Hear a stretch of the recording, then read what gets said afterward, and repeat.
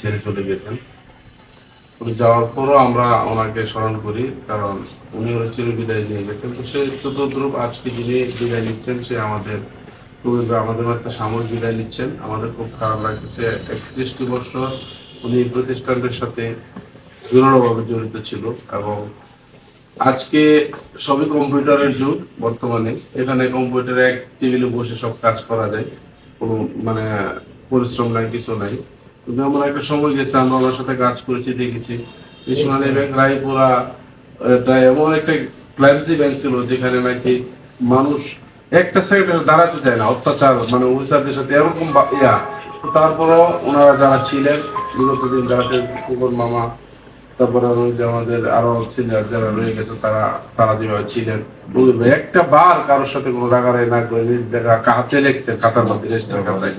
হ্যাঁ, তারপরও আমাদেরকে সেবা দিয়ে গেছেন। আশা করি বর্তমান প্রজন্মের যারা আছেন তারা কম্পিউটারের মধ্যে সবকিছু ডাটা এন্ট্রি করেন, তারাও বিরক্ত হয়, কিন্তু বিরক্ত হইলেও আগের বিরক্ত বর্তমান বিরক্ত অনেক সে যাইতে হয়। চিন্তা ভাবনা যাক, আমি কবির ভাইকে বলবো যখন অত্যন্ত দিনের সহিত অনেকদিন যে পেশায় ছিলেন, হঠাৎ করে আপনি যাওয়ার পরে হয়তো বা একটু খারাপ লাগবে। খারাপ লাগার কোনো কারণ নেই, আপনার এখান থেকে বিদায় নিচ্ছেন, আমরা একটা আনন্দিত হচ্ছে, আমরা একটা সাথী হয়ে পাইতেছি। আগামী প্রজন্মকে নিয়ে আমরা সকল কার্যক্রম করবো যাতে উনি ব্যস্ত থাকে আর কি। আমরা অবসর থাকতে দিব না ইনশাল্লাহ। আমাদের চিন্তা ভাবনা আছে ওনাকে নিয়ে আমরা সাংগঠনিক কার্যক্রম করবো। যাই হোক, আজকে উপস্থিত সকলকে বলবো গভীর ভাইয়ের জন্য সবাই দোয়া করবেন। অত্যন্ত ভালো মানুষ ছিলেন, পরিবারের জন্য দোয়া করবেন। আমার ছেলে মেয়েদের কাজকে আমরা দেখেছি, ওরাও খুব ভালো, আমাদের জন্য দোয়া করবেন। কারণ কবির ভাই যে যে শ্রম মেধা এখানে দিয়েছে আমাদের জন্য, সকলের জন্য, আমরা সকল উপকৃত হয়েছি।